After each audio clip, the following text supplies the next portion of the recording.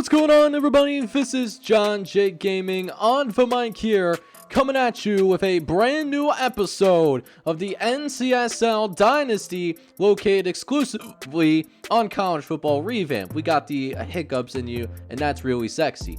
So we are closing in on the halfway point of the season. Yeah, we are halfway through season number 3 already, and we are really excited about this episode. We are going to get to this halfway point, and since we are officially at that halfway point, I think this will be a good time to check in on how are the conference standings looking. How is that teeing up as we progress through the second half of this college football season? But before we get into any of that, we have a great episode for you guys yet again. We have 16 nationally televised games here for the week number 7 action. We'll also have some pseudo updates, some box scores for you guys of some of the other notable games that maybe have slipped through the cracks for us here on the John J Gaming YouTube channel. But either way, we are extremely excited about this episode. I hope you guys are as well. And if you are, make sure you go ahead, smack that like button for me. Hit that subscribe button as well. If you do happen to be brand new to the channel, let's go ahead and go on to the football fields around the country for some high-level Division I football. Let's get it. So let's go ahead and get that week number 7 action officially underway, and we're going to get things started here with the Red River rivalry between Texas and Oklahoma. Neutral site action here out in Dallas, Texas. Big party at the Texas State Fair, and it starts with some fireworks. Julian Sanders is going to catch his second receiving touchdown of the season, and Texas will quickly take the lead. But Oklahoma, they'll look to respond themselves as they go to their ball carrier, runs it up the right hand side, and Brandon Henderson does pick up a good set of yards there, almost picking up the first down on the ground as well. Would imagine that this would be an opportune time to set up a play action. It's not. They go right back to Henderson on the ground. He stays on his feet for a little bit, as it was actually Jerome Butler that had to carry there. So now Oklahoma working with a goal line situation on the verge of tying it up, and they will. Oklahoma is going to score, and we have an even game against the Texas Longhorns. 10-all here in the Red River Showdown, and this could be a classic that is going to be happening on our hands right now. Trey Dixon gets Texas to a 3rd and short. We'll see what Chase Ingram and company does. They go back to Ingram on the ground. He breaks a tackle, breaks another one, and Trey Dixon is able to surge forward for a 5-yard gain. And while it's not a significant gain on the ground, Texas is still able to pick up the first down, and they stick with it. Chase Ingram will score for the Texas Longhorns. They will retake the lead in the Red River rivalry, but they're going to be looking for more than just a 7-point lead going into the half, and it ends in an interception. So Oklahoma is standing tall. They're trying to pull off a monumental upset against the number 1 team in America, but Oklahoma might be running out of juice right here as Texas is starting to pull away in that second half of action. And Texas never looked back in the second half. When there was meaningful action, Texas did not allow a single point. So the Texas Longhorns were able to pull away late, beat Oklahoma 38-17, as the Longhorns do remain undefeated. Meanwhile, we have some other games that are happening around the country, but most notably, we got number 12 Alabama going on the road to take on number 25 Southern Alabama, so we'll have that to look forward to later. In the meantime, though, how about Notre Dame? 4-1, having this good season. They just lost their first game in the year, though, so that's why they're no longer ranked in the top 25. But a win here today could get themselves back in there, depending on how they handle things here in Morgantown, West Virginia, which is surprisingly not that good at all. West Virginia giving Notre Dame absolutely everything that they can handle right now, and then some. So Notre Dame still looking for their first lead of the ball game. They finally will get it, as Greg Hunt will find himself into the end zone. That little scamper will give Notre Dame the lead. Late in the third quarter, though, West Virginia trying to answer back. They're going to go with a little bit of a reverse, but it's snuffed out, though, Oh, that receiver had absolutely nowhere to go. John Washington with a big-time TFL.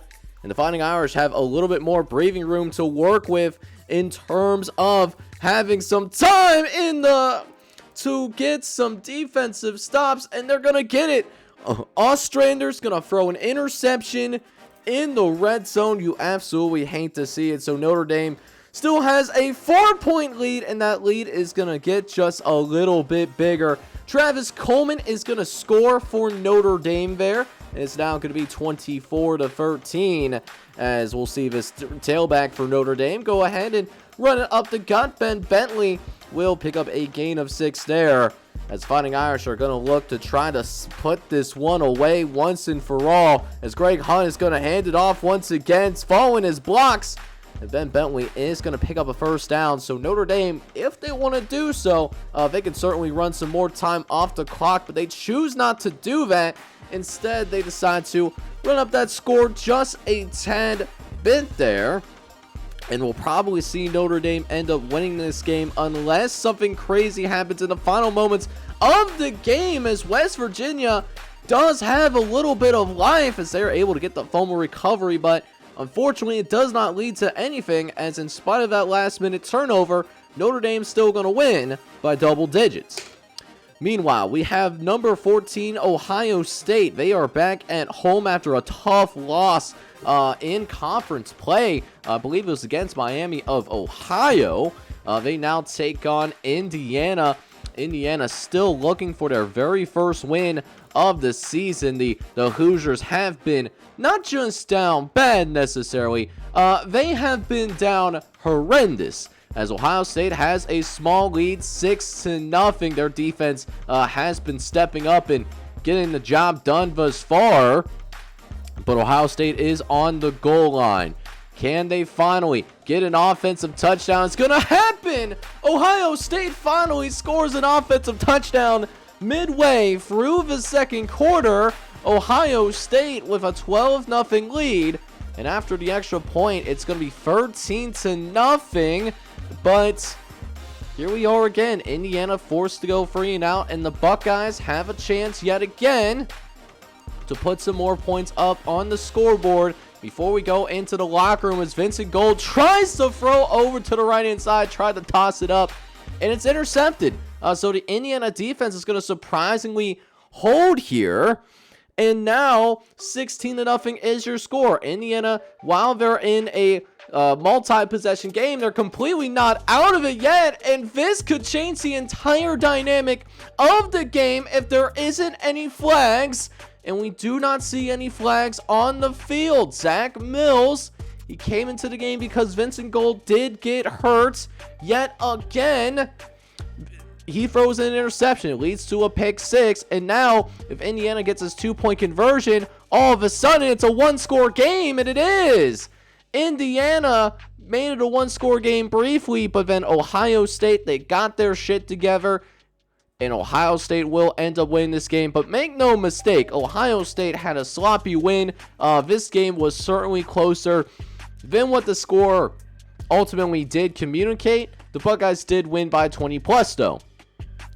As for NC State, they are at home themselves in a critical ACC conference game. They take on Wake Forest, and Wake Forest is searching for their second win of the entire season. It's been a rough go for Wake Forest here in year number 3, as Blake Fountain absolutely gets lit up like a Christmas tree. And that takes NC State out of field goal range, ironically. Their kicker is terrible, so they go for it on a 4th and 16, and you will not believe this. Not only do they convert the 4th and 16, but they also find a way somehow to get a touchdown out of that. Imagine that. It turns out they're going to need all the points that they are going to get, as it's going to be just a field goal game. In the last couple of minutes, Wake Forest, they do miss the extra point though, so they have to go for the onside kick, and it looks like it's recovered by NC State. Man, was that an extraordinarily close call. So NC State is going to survive by the skin of their fingernails, and the Wolfpack are above 500 now. They're going to be 3-2 after this 4-point victory. But now the game that you've been waiting for in the early afternoon, Alabama going on the road, taking a quick trip down to Mobile to take on another fellow ranked team in the state, the Southern Alabama Jaguars, ranked number 25 in the entire country. Alabama and South Alabama now getting ready to go at it, and the first drive of the game for Alabama, they are looking to set the tone early. As the first drive of the game, Alabama drives it down the length of the field, and Alabama will actually score. Mark Richard, the culprit in terms of getting those opening points on the scoreboard. But now South Alabama tries to answer back late in the first quarter, trying to throw over the middle, but it's going to be fumbled though, and Alabama is going to recover. Oh, that receiver is absolutely beside himself, giving Alabama just that great a field position to work off of because of that critical turnover. And the Crimson Tide will take full advantage as Dane Taylor is going to get in to the end zone, and the Crimson Tide will go ahead and extend their lead. Meanwhile, midway through the second quarter, South Alabama putting together another nice little drive, but look what happens here again. Alabama does end up forcing another turnover. South Alabama just not taking good care of the football at all, and Alabama's taking full advantage of it. They extend this lead up to 20-0, and that's not even accounting for that long bomb down the sideline. Matt Burchard throws an absolute dime as Alabama powers their way to a 47-0 victory over South Alabama. The Jaguars crowd is completely shocked. But we do have some studio updates coming your way as we see that Arizona State is going to get back to 500 first and foremost. A 38-27 victory over Utah State in Mountain West Conference action. And then in other news, keeping it in the Mountain West for a moment, how about Utah in a shootout against New Mexico? The Utes get their 4th win of the year because of that. And now we have more NCSL action officially coming your way. Number 15, Ole Miss is going to be playing Auburn, but some more games that are going to be happening and coming your way as well. One of which is Iowa going on the road to take on Wisconsin. This was a sickos game kind of a moment. I believe it was back in week number 7 in real life. But Iowa still looking for the first points of the game. We finally see that happen in the first few minutes of the second quarter of action. Iowa up 7-0. Is going to throw over the middle. That is going to be good for a first down. Charles Wilson will get the reception there.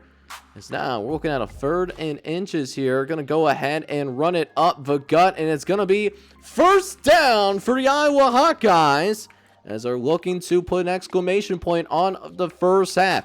Defense has done their job. Can the offense do the same thing? Throwing over to the left-hand side. It's somehow caught by Kyle Wall. And a contested grab that is going to put Iowa in the red zone officially. Can the Hawkeyes finish the deal? No, they can't. Because it's intercepted in the back of the end zone. Oh, the horror.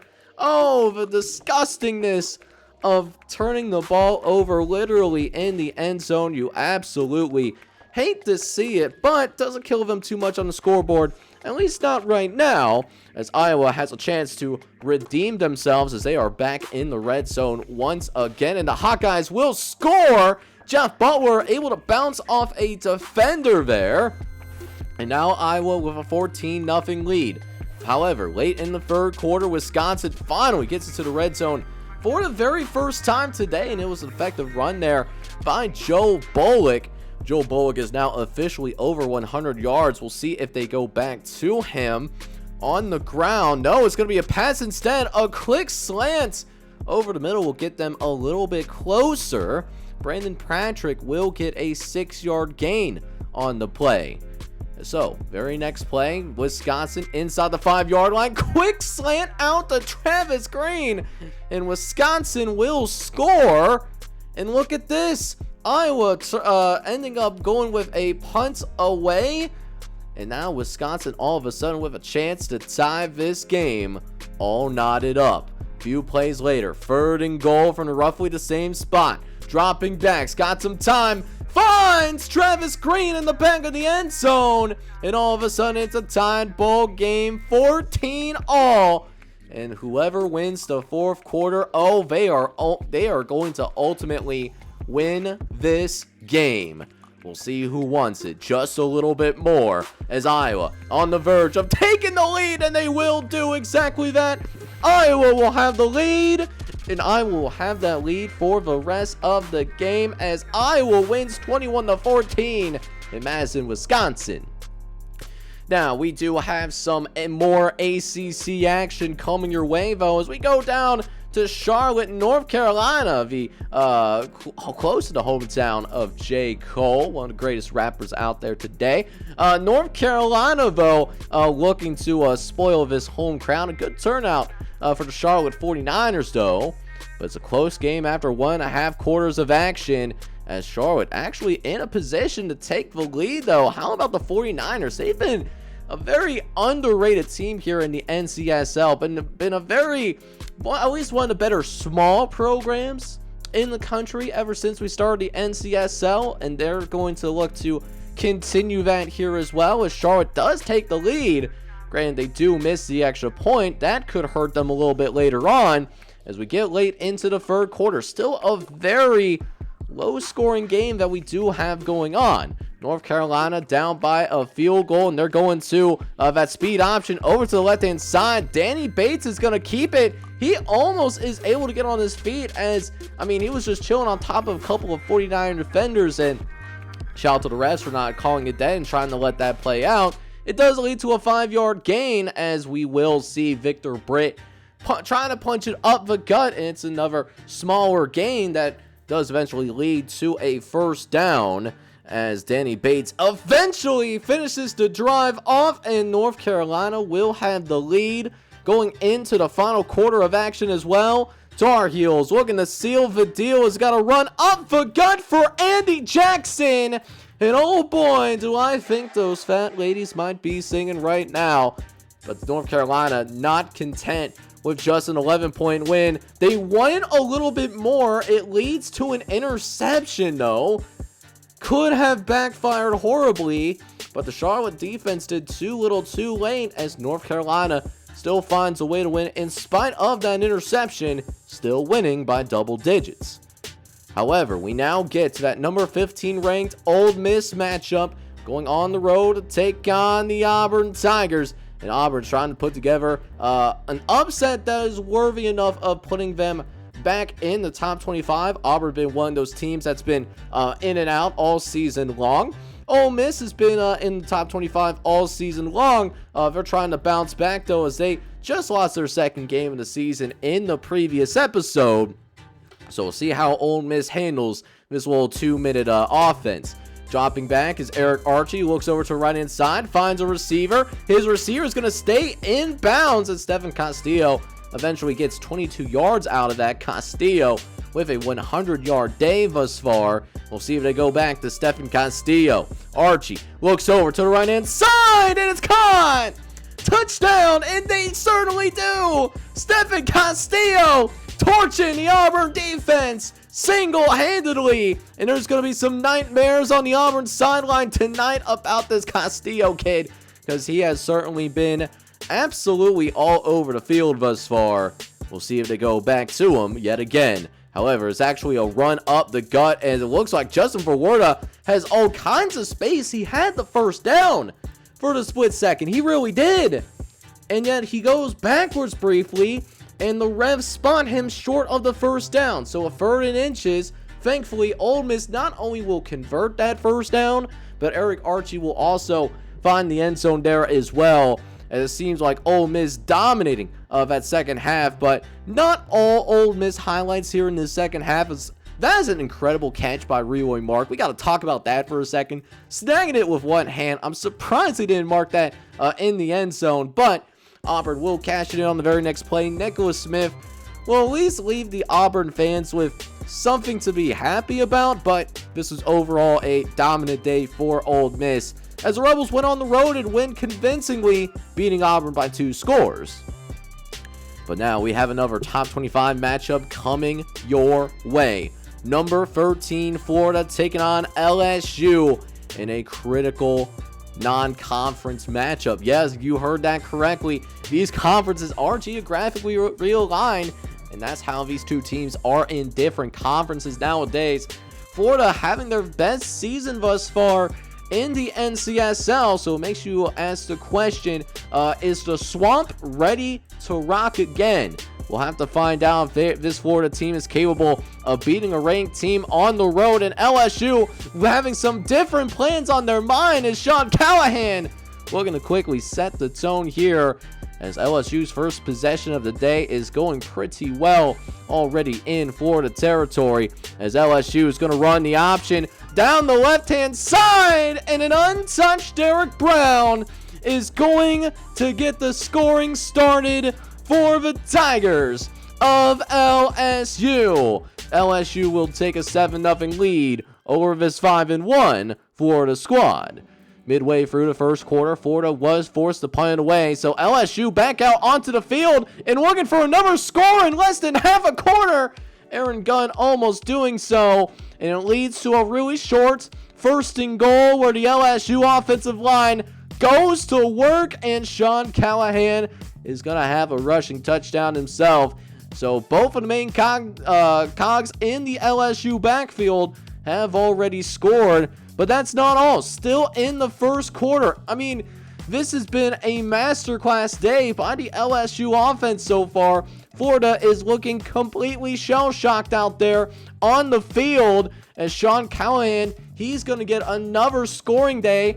2 rushing touchdowns in a game. That's a great day. Doing it in 1 quarter, that's absolutely electric. As LSU trying to close out the half strong too, and sure enough they do. So LSU has a 28-0 lead at the half. Can you imagine that? LSU blowing the doors off of Florida. The Swamp, it's a sad swamp right now. Florida, I would imagine, would try to just get into the locker room, which is just trying to get their thoughts gathered, but BJ Peters passes it instead, and probably not the best idea. BJ Peters not only getting intercepted there, but it leads to a pick 6. Anything that went wrong for Florida went wrong today as they get blown out on the road. LSU with a strong win here in week number 7, winning 45-7. But now we check back into that southeastern part of the country as South Carolina desperately, and I mean desperately, searching for that very first win of the season. If South Carolina does not win this game, they will be not able to go bowling.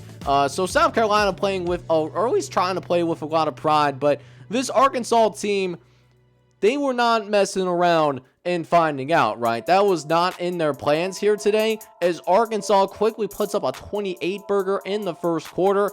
This was not a competitive game from the start, to be honest, as Arkansas quickly pulled away from South Carolina. So Arkansas, they eliminated South Carolina from bowl contention. It's going to be real interesting to see what happens to that South Carolina team moving forward. But we got some other games that we want to talk about, though. How about USC hosting San Diego State in a Pac-12 conference matchup? USC, though, finally taking the lead midway through the first quarter, and actually does remain relatively tight, though, throughout the first half. Ben Scott looking to change that as he's trying to throw his receiver down the corner of the end zone, but that was just too tight of coverage there. No one was going to be able to complete that pass reasonably. So San Diego State all of a sudden has a chance to tie the game, and they're only a few yards away from actually doing that right now, as San Diego State finds themselves right on the goal line. Can USC hold them? They already got a few successful stops down on the goal line, and Eric Bush finally breaks the plane for the Aztecs of San Diego State, and they will be tied against the number 2 team in college football, the USC Trojans. Man, has this been a little bit more of a defensive struggle than what we originally have imagined. However, USC, closing moments of the third quarter, has a chance to retake the lead. Anthony Johnson gets him a little bit closer. That's a 5-yard reception. he will be closing in on a 100-yard day. And Scott is actually, no, it's a quarterback draw. Scott is going to power his way through to the end zone. Touchdown USC. And the Trojans also have a chance to shut the door as well. They have a chance to finally put it out of reach for San Diego State. But make no mistake, the Aztecs fought extremely hard in this game. However, just like for many other underdogs, they run out of juice in that second half. So we witnessed USC barely survive, but now we check in on Conference USA game. Penn State hosting Maryland. And Penn State actually was ranked in the top 25 to begin this season, but after a couple of disappointing losses, they find themselves on the outside looking in for that regard. And now they're probably about the same level as this Maryland team, who is hungry to get a win on the road and prove that they can compete for the top of the Conference USA Conference, as Elliott Williams is looking to smash those expectations. And we're now all knotted up at 7 apiece there. And we got ourselves quite the game on our hands, as that was a good response from Brian Fleming, a 20-yard strike. And Penn State now officially has the lead. And looking to expand that lead as well, as they're trying to set up the screen, but it goes horribly wrong. And because it actually not only gets intercepted, but it gets taken in the complete opposite direction as well. So now Maryland has the lead, and it's Penn State that is looking to chase the Maryland Terrapins down here in this second half. Luckily, they have Happy Valley rallying behind them as they're trying to will their team to a critical conference victory. First and goal. Looks over the middle, and it's caught. Touchdown, Nittany Lions. And Daniel Williams is going to throw his second passing touchdown of the day. But Elliott Williams is looking to answer back. Throwing to the right-hand side, trying to set up the screen. And nearly finds himself into the end zone there. First catch of the day for Kevin Wilson. Puts his guys in a critical spot. Few plays later, we're going to punch it into the end zone, and Brian Powers finds it. Touchdown, Maryland. And we got a back and forth game on our hands. Looks like it could turn into a potential shootout, as Daniel Williams almost found the end zone there on the ground. But we had to wait until this fourth quarter before we have any change onto the scorecard. Looks, tries to set up the quick screen, but Daniel Williams is just going to run it in himself. Penn State now back up on top with a 31-28 lead, but Maryland is able to drive down the field and set up a short field goal attempt. So we will have overtime here in Nittany Lions Stadium. 31-all as we now jump into the first overtime. Maryland does start out with the football, and they will be down by the goal line there. Third and goal opportunity as Williams drops back the pass, looks over the middle, and it's caught. Jonathan Hutchinson gives Maryland the lead here in the Happy Valley. And now it's Penn State's turn. They must score a touchdown, otherwise the game is over. Looking over the middle of themselves, and it's caught. But it's not caught by a Penn State player. It is caught by the Terps, and Maryland shocking the Conference USA. Maryland beats Penn State 38-31 in overtime out in the Happy Valley. So we have some more studio updates on the way since that shocker, and this is a shock. Stanford takes care of Hawaii. Hawaii was ranked up to number 6. So now will probably not happen any longer. Also, some other close games around the country. UNLV does narrowly beat Colorado in a shootout by 7. That's UNLV's third win of the year. And then Arizona able to get out of the basement a little bit in the Mountain West, beating Boise State 21-14 as the Broncos currently experiencing a 6-game losing streak. Massive yikes there on that front. And then Buffalo. We've been paying attention to you, Buffalo, in the studio updates. The Bulls are undefeated, and they will be going bowling here in year number 3. But we have a few more games left in this particular episode. Most notably, we do have number 8, Georgia, getting ready to play shortly. But first, we're going to go back out to that Mountain West. We got Air Force taking on Colorado State, and the Air Force led by, I believe Deion Kirby's the offensive coordinator at Air Force. Still looking for their first win of the season. Deion Kirby just really trying his best to not get fired here in year number 3. Winning this game would go a long way to trying to get some sort of job security in that regard, as we are now down to the last couple of minutes of the first half. This is a big run down the left-hand side as Chauncey Cutler is caught from behind, but the Falcons are in the red zone looking for a lead before we go into the half, and it's caught by Tyrone Lawson. Touchdown, Air Force.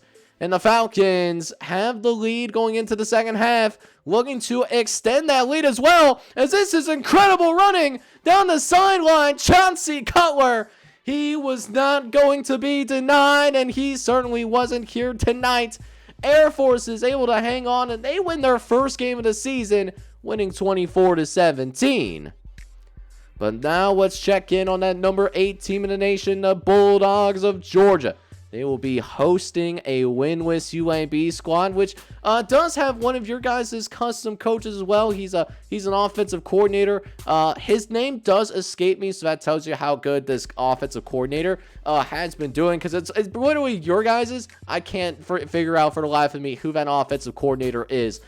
Maybe you don't want to know who it is, or at least probably not out yourself if this is your guy. Because UAB is down bad right now. They haven't won a single game yet this season, and it really does look like Georgia is certainly on the warpath right now of blowing out yet another opponent. UAB has been used to getting his back blown out this season. No difference here, as Elliott Hartman scores again for the Georgia Bulldogs, and it's a 24-0 lead. UAB struggling mightily in this game. They actually do make it a more competitive game after that, but it looks like Georgia is going to be able to go ahead and pull this one out, as we now get into a goal line situation. Quarterback is going to run it in. Andre Bryant makes sure that the 40 piece does end up getting completed there, and Georgia does win yet again. UAB still looking for their first win. It was a incredible effort, but they just don't have the talent. Speaking of talent, Missouri is looking like a somewhat talented team themselves, ranked number 16 in the country, but they're going to fold some points away as they fumble the ball, trying to run some triple option action out in the red zone. And Missouri, they might be paying for that later on, as Kansas is looking to shock the world and pull the upset against the Tigers of Missouri. As here we are in that second quarter of action. Quarterback trying to run it in, breaks a couple of tackles, and Kansas finally gets the goose eggs off the scoreboard as Chase Joseph getting the first points of the game. Very defensive struggle out here in Lawrence, Kansas right now. We'll see if Chase Joseph can add some more points onto the board, though, as the Jayhawks do have a good drive here. Less than 2 minutes left to play. That's a good throw over the middle to Ray Lundy. Nice job identifying who the open receiver was, as it now leads to a goal line situation. Few plays later, Joseph looks towards the end zone, and it's caught by Ray Lundy once again, and the Jayhawks of Kansas, they're going to extend their lead. They are surprising Missouri right now, as the Tigers still haven't scored in this game. Imagine that. Imagine not scoring against an unranked opponent. Couldn't be me. Absolutely could not be me whatsoever. So Kansas has a 14-0 lead right now, as we'll see this quarterback drop back the pass, looks over to the right-hand side, and that's nearly a first down. Eric Langford responsible for making that catch. A bunch of small catches for him. But on the very next play, it sets up a quick run for Maurice Smith, who finds the end zone, and the Jayhawks with a free score lead against the Missouri Tigers. Speaking of that Missouri Tigers team, will we finally see them score? Takes them long enough to do it, but too little too late, though. I certainly think that could certainly be the case here. Maurice Smith is going to score for Kansas, and Kansas is going to win 28-7, being your final score. They pull the upset against the Tigers. But one more game that we had on the docket. This one was going to be a fun one to watch. Number 9, California. They will go and make the trip down to the City of Angels, as they will take on the number 10 ranked team in all of college football right now. That is UCLA. And UCLA is certainly in the fight in the specific division, trying to keep themselves involved with that race.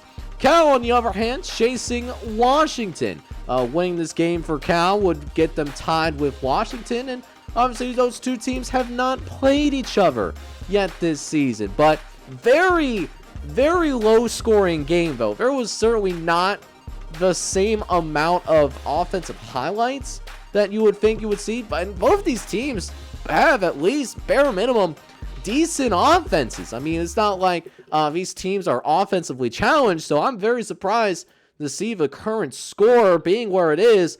UCLA does have a slight lead courtesy of a couple of field goals, though. But with 1 minute left to play in the third quarter, we finally see a touchdown.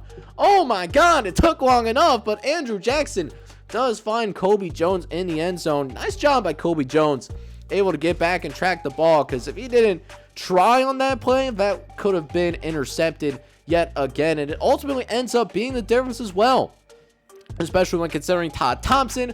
He'll find the end zone with less than a few minutes left to play in the ball game. And Cal, while this was a very low scoring game, they're able to eke it out against UCLA, and the California Bears will be bowl eligible. Matter of fact, they're still undefeated. So with us being able to make it through the remaining nationally televised games, let's now take a quick look around the country in terms of other notable box scores. We now check in on Nebraska taking on Eastern Michigan, and the Cornhuskers continue to roll. They're now on a 5-game winning streak after winning 48-17 against Eastern Michigan. After starting 0-2, they have moved off to a 5-2 record.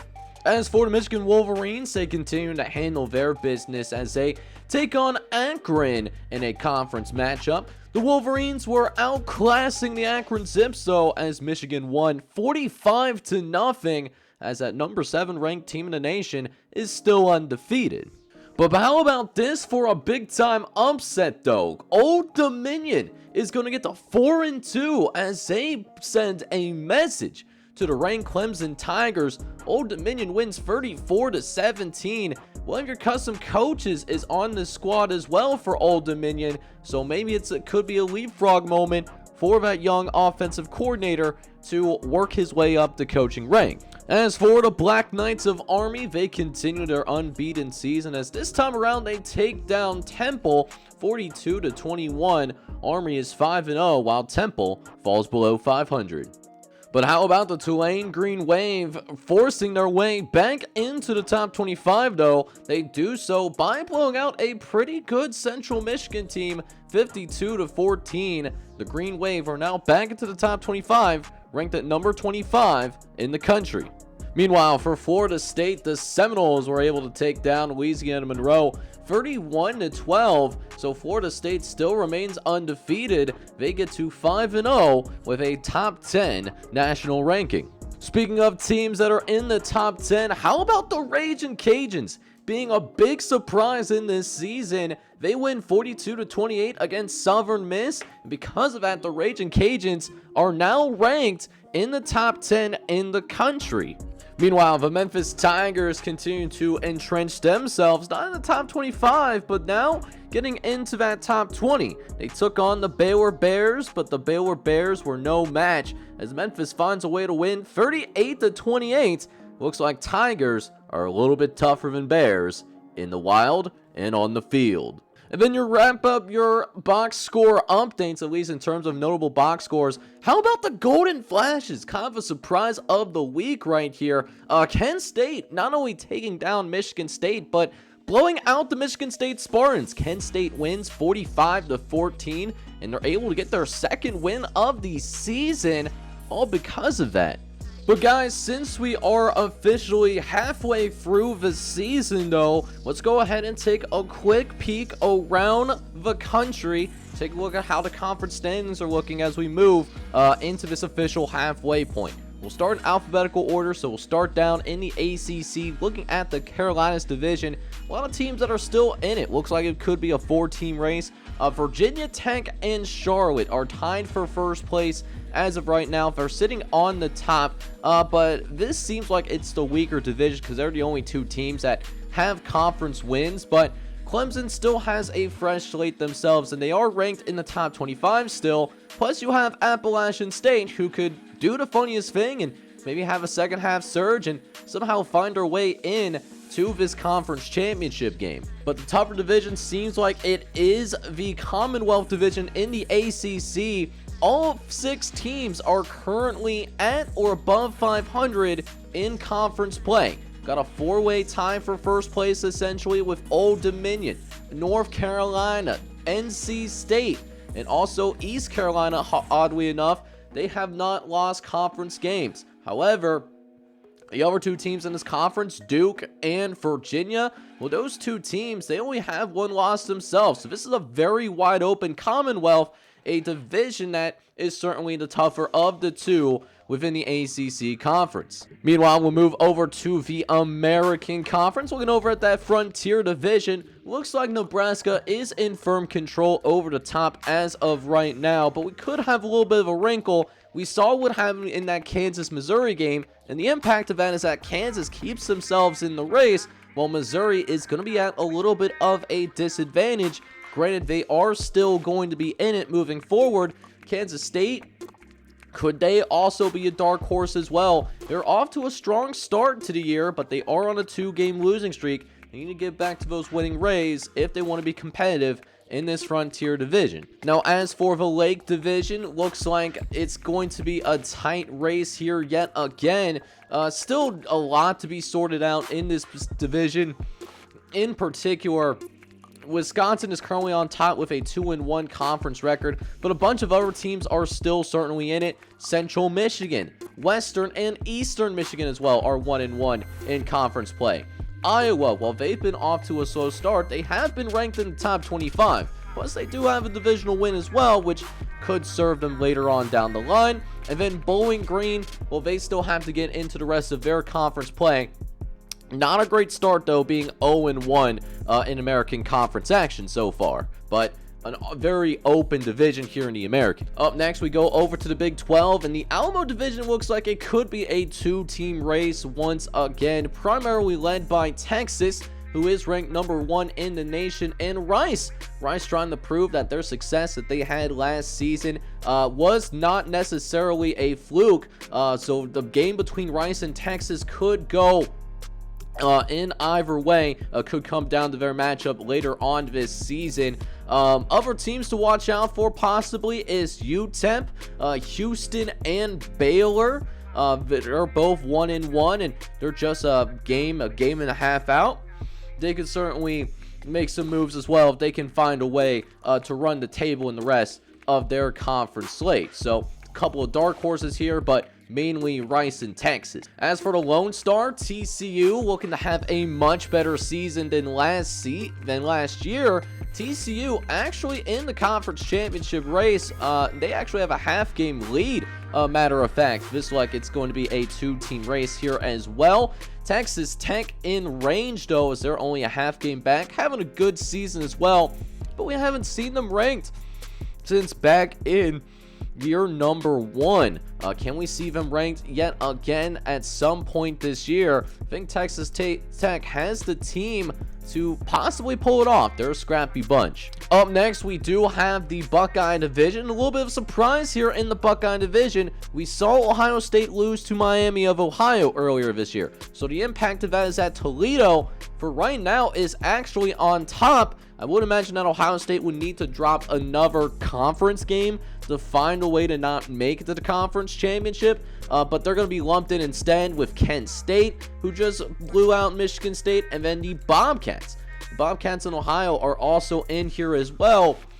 They're chilling at 500, not only in conference play, but also overall on the season thus far. I think this Ohio State team is still the most talented out of the bunch. Now, as for the Hoosier division, primarily made up of teams in Indiana, Michigan is on top right now, but they've played the most conference games here at 3-0. There is a couple of undefeated teams like Miami. Miami's had a good stretch in year number 2. And then Purdue. Purdue is off to a 2-0 start in conference play, but their tougher conference games are coming up. Michigan State could have been 2-0, but they find a way to get blown out by Kent State. So they do put themselves in the 8-ball a little bit as a result of that blowout loss. Now, in Conference USA, we go to the Maryland Terps, who currently sit on top of their division right now. Colonial Division will be fun to watch, though. A lot of teams that are still in it. Navy, who's 2-1. They just lost to Buffalo, though. And then you got Rutgers, Texas State, and James Madison. All of those teams just a half game out. And that means that we are looking at a possible scenario where we're going to have a lot of games in the second half of the season that could really determine who represents Colonial Division in this Conference USA Championship. Now, for the Union Division, meanwhile, we talked about Buffalo, and there's actually 2 undefeated teams in here. You got that Buffalo team that's 6-0, but they are not ranked in the top 25. Army is ranked, though, at number 17 in the country. They're tied for first place. However, Penn State might be the most talented of the bunch, it seems like, or at least on a similar level as Army. They're 1-1. And then Syracuse is 1-1 as well. They're a solid team in Conference USA. They did represent back in year number 1. We'll see if Syracuse could possibly make some noise again here in year number 3. Quick look at the Independents, and San Jose State has already secured bowl eligibility now that they have won at least 6 games. ULM keeps themselves in the hunt, though, 3-3. They are just coming off of a loss to Florida State. As for the MAC could be an interesting conference to watch in the second half of the season. Tennessee firmly in control right now, 4-0 in conference play. However, not ranked because they're playing against, MAC team is not very, hasn't been very strong in this series. It seems like it's been a very down conference overall. Their only loss is to Florida, so it's their only legitimate opponent. That's why they're not ranked. Vanderbilt is in the mix, though, at 2-1, as is Kentucky. Same could also be said for Louisville and Mid-Tennessee State, who has a lot of their conference slate still to sort through. Now, for the other MAC division, we got a special team on top. How about Northern Illinois? Northern Illinois almost bowl eligible already. They're 5-1 on the year. They're having an excellent season. They're going to need it, though. I believe they still got to play against Notre Dame. Yes, they still have to play Notre Dame. Northern Illinois hasn't played anybody in this division. Notre Dame is hot on their heels with a 4-1 conference record. Looks like it is going to be a 2-team race, though, in the second half of the season. Now, we go over to the Mountain West, and the Mountain West was the biggest winner of this expanded college football playoff, because every conference will be represented. Every conference champion will get an automatic spot, plus 2 wild cards. That's how it's going to work for the college football playoff. So, Mountain West Desert Division. Currently, Arizona State is on top right now with a 2-0 record. Arizona has not lost yet. So, this battle in the state of Arizona, in that desert state, the Grand Canyon State, they still got to play each other later on this year. Colorado putting themselves in a decent spot as well at 2-1. Then another couple of teams that could possibly pull an upset or two is Air Force, that's in the picture. And then New Mexico is also in the picture as well with that 1-1 conference record. Now, for the Mountain Division, it seems like right now for the Mountain Division, Utah is firmly entrenched right now with that 3-0 conference record. A couple of teams that could possibly chase them down is Wyoming and Colorado State. Neither team has played against Utah. However, it seems like the Utah Utes looks to have a pretty good shot of being represented in that conference championship game and possibly hosting the conference championship game late in the season. A couple more conferences to look at. We start with the Pac-12. Cal coming off a big win against UCLA. We saw that in the last game of that nationally televised portion of this episode. They're tied with Washington. So these two teams still gonna play each other. Will be a top 5 matchup likely. That's gonna be an extremely exciting game to watch. Washington State has had an awful non-conference slate, but they've done just enough against the specific division to keep themselves alive. But truly, it looks like it is going to be a 2-team race between Washington and Cal in this circumstance. And then over in the specific division, looks like there's only one team that's looks like USC is a shoe-in. It seems like everyone else is at least 2 games behind. USC needs to collapse in the second half in order to not make it to the conference championship game. They actually might be hosting as well. So USC probably one of the few shoo-ins to make it to the college football playoff. Now we go over to the SEC, and right now Georgia is on top with that 4-1 conference record. Georgia and Georgia Tech do play each other later on this season, and Georgia Tech, you know, they're doing okay. 1-1 in conference play. They did pretty good against their non-conference though. So Georgia Tech could possibly do something against this Georgia team. They certainly looked vulnerable at times, and I'm not talking about the real Georgia team either. Could be an interesting race. Georgia certainly has the insider advantage though. And then in the Sunshine, we still have 2 undefeated teams. Miami is ranked number 4 in the country, and then Florida State ranked number 6 in the entire country so far. So looks like it's mainly a 2-team race, but watch out for what Florida could possibly do. They're ranked now at number 20 after the loss to LSU, but Florida still has to play either Miami or Florida State moving forward this year. So with that in mind, Florida could also insert themselves into conversation. USF and UCF, well, we don't know a lot about either of those teams, but they're also still technically in the hunt because they only have 1 loss in conference play. And finally, we get to the Sun Belt. The Sun Belt looks like it's going to be a fun conference to watch in the second half. A lot of quality football teams in here. I think 5 of the 7 are ranked. So Louisiana is ranked. Arkansas, LSU, Memphis, and Tulane. They're all ranked right now. However, seems like it's realistically turning into a 2-team hunt. It's surprising what that 2-team hunt is turning into. Louisiana on top with a 4-0 conference record. They've been the biggest surprise this season. Then Arkansas State also on top of that 2-1 conference record as well. We'll see if these 2 teams do remain at the top. So the rest of the division is chasing these 2 squads in the Bayou. But in the Dixie, looks like it's been pretty similar to what we saw in the first couple of seasons. Alabama is on top. They have a 3-1 conference record. They do have the win over Ole Miss as well, so that should serve them to their advantage. A couple of other teams that are still in the hunt though is Ole Miss and Mississippi State, but they will need a little bit of help though. I do believe that this is legitimately one of the best conferences in the entire nation. I would not be shocked if the Sun Belt got more than 1 team this year into that college football playoff ultimately, because there's a lot of good teams represented in the Sun Belt. But boys, that is going to wrap things up here as we reach the halfway point in season number 3, fellas. Let me know how you guys are feeling. What's been the biggest surprise? What has been the biggest disappointment? Let me know down in the comments section down below. That being said, fellas, this is John Shake Gaming on the mic signing off. But hoping you guys are all out there having a good one. Take care, everybody.